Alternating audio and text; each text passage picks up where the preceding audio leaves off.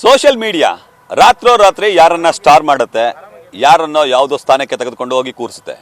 ಅದೇ ರೀತಿ ಈಗ ಮೈಸೂರಿನಲ್ಲಿ ವ್ಯಾಸಂಗವನ್ನು ಮಾಡ್ತಿರುವಂತಹ BBA ವಿದ್ಯಾರ್ಥಿ ನಿತ್ಯಶ್ರೀ ಅವರನ್ನು ಕೂಡ ರಾತ್ರೋರಾತ್ರಿ ಸೋಷಿಯಲ್ ಮೀಡಿಯಾದಲ್ಲಿ ಟ್ರೆಂಡಿಂಗ್ ಮಾಡಿದೆ. ಅದಕ್ಕೆ ಪ್ರಮುಖ ಕಾರಣ ಒಂದೇ ಒಂದು ಸಾಂಗು.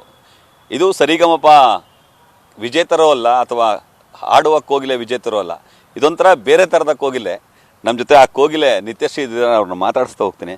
ನಿತ್ಯಶ್ರೀ ಅವರೇ, ರಾತ್ರೋರಾತ್ರಿ ಸ್ಟಾರ್ ಆಗಿಬಿಟ್ಟಿದ್ರಿ. ತುಂಬಾ ಖುಷಿ ಆಗ್ತಿದೆ ಸರ್.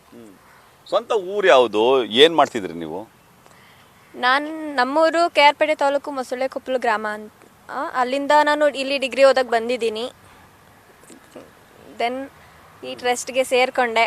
ಸರ್ರಿಂದ ನಾನು ಈ ಮಟ್ಟಕ್ಕೆ ಬೆಳೆದಿದ್ದೀನಿ. ನಮ್ಮ Krishnamurthy sir and Vishwanath sir ಅಂತ ಇಬ್ಬರಿದ್ದಾರೆ. ಅವರಿಂದ ನಾನು ಈ ಮಟ್ಟಕ್ಕೆ ಬಂದು ನಿಂತಿದ್ದೀನಿ. ಈ ಹಾಡಿದ್ರಲ್ಲ, ಒಂದ್ಸರಿ ಆ ಹಾಡಾಡಿ ನೋಡದ. ಹೂವಿನ ಬಾಣದಂತೆ ಯಾರಿಗೂ ಕಾಣದಂತೆ ಹಾಡಿನ ಸಾಲಿನಲ್ಲಿ ಮೂಡುವ ಪ್ರಾಣದಂತೆ ಚೇತನವಾದಂತೆ ಬಂದೆ ನೀನು, ನೀ ಬಂದ ಮೇಲೆ ಬಾಕಿ ಮಾತೇನು.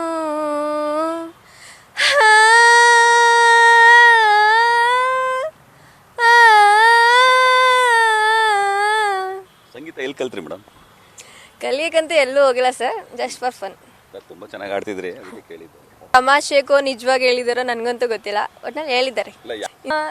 ನನ್ನಿಂದ ನನ್ನ ಗ್ರೂಪಲ್ಲಿ ಇರೋರೆಲ್ಲ ನಾನು ಹಾಡಾಡಿದ್ರೆ ಖುಷಿ ಪಡ್ತಿದ್ರು, ಅದೇ ನಂಗೊಂಥರ ಇನ್ಸ್ಪೈರ್ ಆಗಿತ್ತು. ನನ್ನಿಂದ ಖುಷಿ ಪಡ್ತಾರಂದ್ರೆ ನಾನು ಏನು ಬೇಕಾದ್ರೂ ಮಾಡೋಕೆ ರೆಡಿ, ಅದು ಒಳ್ಳೆ ರೀತಿಲಿ ಅಷ್ಟೇ. ಈ ತಮಾಷೆಗೆ ಆಡಿಕ್ ಶುರು ಮಾಡಿದ ಅಥವಾ ಸೀರಿಯಸ್ ಆಗಿ ಆಡಿದ ನೀವು? ಇದು ತಮಾಷೆಗೆ ಆಡಿದ್ದು, ಅದು ಇಷ್ಟೊಂದು ವೈರಲ್ ಆಗಿ ಫೇಮಸ್ ಆಗುತ್ತೆ ಅಂತ ಎಕ್ಸ್ಪೆಕ್ಟ್ ಮಾಡಿರಲಿಲ್ಲ. ತಮಾಷೆಗೋಸ್ಕರನೇ ಆಡಿದ್ದು. ತಮಾಷೆಗೆ ಆಡಿದ್ದು ಅಂದ್ರೆ ನಿಮ್ಮ ಫ್ರೆಂಡ್ಸ್ ಹತ್ರನ? ಹಾಂ ಸರ್. ಇದೊಂದೇ ಹಾಡು ಆಡ್ತೀರಾ ಅಥವಾ ಬೇರೆ ಬೇರೆ ಹಾಡು ಆಡ್ತೀರಾ ಮೇಡಮ್? ಹಾಡಂತ ಆಡೋದು ಇದು ಒಂದೇ. ಹಾಡಂತ ಆಡೋದು ಇನ್ನು ಬೇರೆ ಯಾವುದು ಆಡಲ್ಲ? ಅಂದ್ರೆ ಬೇರೆ ಯಾವುದು ಕಲ್ತಿಲ್ಲ ಅಂತನಾ ಅಥವಾ ಹೇಗೆ ಅಂತ? ಕಲ್ತಿಲ್ಲ. ಕಲ್ತಿಲ್ಲ.